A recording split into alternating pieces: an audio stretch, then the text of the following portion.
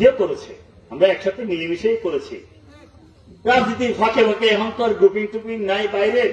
আওয়ামী লীগ যেহেতু বকা লাগে না, তো এখন নিজেরা মাঝে মাঝে একটু কথাবার্তা বলে, সেটা বলতেই পারে। তবে আমার অনুরোধ থাকবে সেটা যেন লিমিটেশন ক্রস না করে, সীমার যাতে লঙ্ঘন না হয়।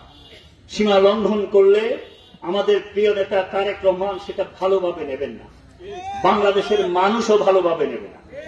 এই জন্য আমি আসলে ঢাকা ঘোরাঘুরির চেয়ে আমি মনে করি জনগণ যারা এই দল করেছে, এই রাজনীতি করেছে, এই দেশকে ভালোবেসেছে, এই মানুষগুলা যদি রাজনীতিতে আমাকে ভালোবাসে, যাদেরকে সাথে নিয়ে গোবিন্দপুরের চিপা চাপার সমস্ত রাস্তায় ঘুরেছি, এই বাসকান্দে দিয়ে ঘুরে নান্দাইল ঘুরে ঘুরে 50 কিলোমিটার ঘুরে আমি একটা সমাবেশ মিছিল করেছি, যাদের নেতৃত্ব নিয়ে রাজপথে ছিলাম, তাদেরকে সাথে নিয়ে ফেব্রুয়ারি নির্বাচনে আবার একটা বিপ্লব করতে চাই আপনাদের সাথে নিয়ে।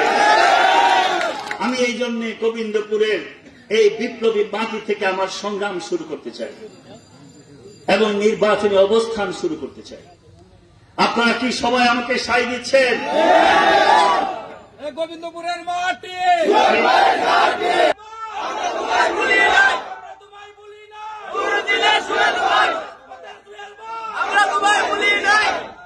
রাজীব স্লোগান দিচ্ছিল, একদিন হঠাৎ করে আমি গবরগাঁও ট্রেনে করে আসছিলাম, তখন আমার 8-10টা ওয়ারেন্ট ছিল।